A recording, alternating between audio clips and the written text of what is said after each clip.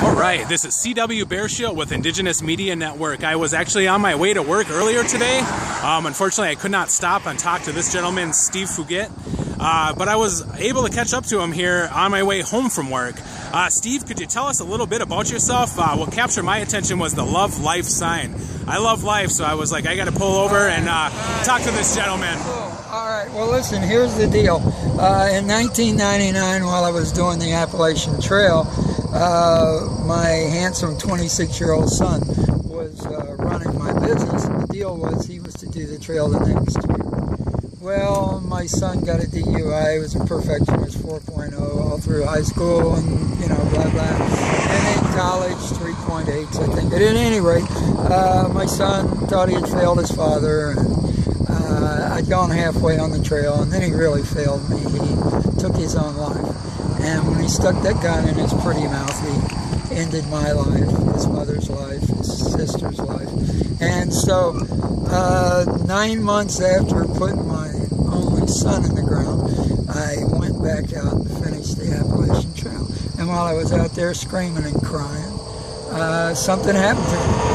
I had kind of an epiphany one night listening to some coyotes up in the White Mountains on the border of New Hampshire and Vermont, and I heard they're young, and I don't know, I got to thinking about my young, and I started screaming and crying even louder, and it seemed like the more I screamed and cried, the more the coyotes were accompanying me. Right. And at least it seemed that way to me, and I'll swear to it today that they did. And anyway, I got to thinking about the young of other people. I got to thinking about how I didn't want any other parents to go through the absolute horror I was in. Absolutely. It was horror. And so I decided I had to do something.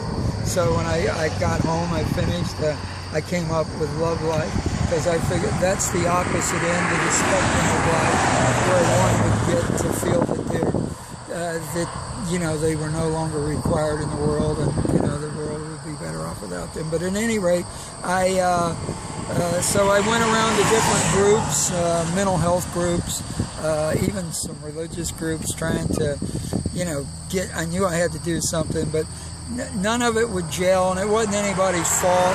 It just wasn't meant to be. And so I started my own damn group. I stuck Love Life over my head, and I went to California for the first time in my life, and I walked across the United States, 4,858 miles, and with Love Life over my head. And my daughter orchestrated my trip, and when I got home, I said it was so successful. There were actual testimonies of people that said they actually decided not to take their own life because of my simple little message in 2 words, or stop, you know, got out of depression, or whatever. Right. I had one lady pull up beside me and said, "Thank you," and threw out a full pack of Marlboros and a cigarette lighter. And I said, "Look at that damn cross." And I made her stop smoking and turn around. Well, Steve, this is phenomenal, because you have been out here 7 times now, and now this is your 8th journey across the United States.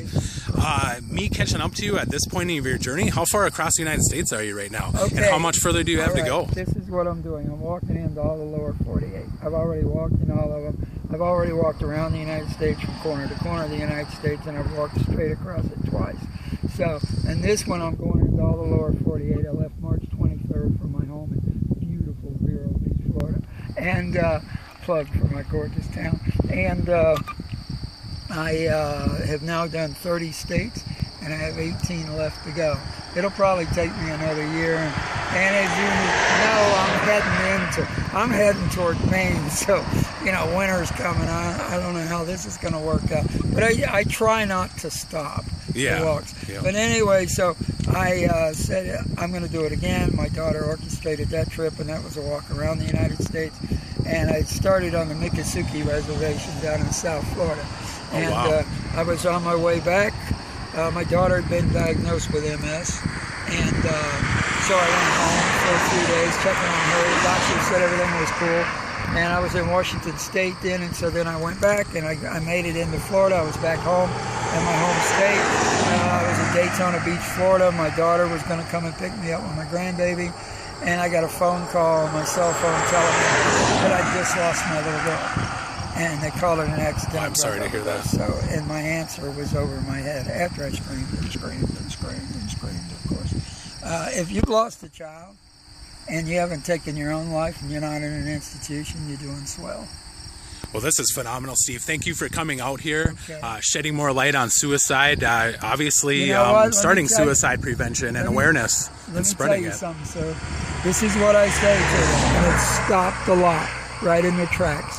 When NPR aired my story 3 times, Hearing Voices program aired it, and there were several people that gave testimony that they were in the very act of taking their own life when my scratchy little voice came over the airwaves and said, "You do not have the right to take your own life. It does not belong just to you. It belongs to your loved ones. If you're 70 years old and your mama's still alive, you're her baby." And that's the way it is. And my creed is to mend the broken heart while it is yet beating. Nice. Thank you so much. Oh, Ladies you're and quite gentlemen, welcome. Steve Fugate. It is nice to meet you. Indigenous Media Network, CW reporting here. We wish you safe travels on your journey. Thank you so and much. give us a holler if you ever need any assistance at all. Love life, ladies and gentlemen. I can't stress that enough. We have too many people out there taking their lives. We need to do something back. Give back to the community. We need to spread awareness, spread prevention, and with survivors like Steve here, I think we will get this job done. Thank you, Steve, Thank and safe travels. Thank you. I think the Robin Williams thing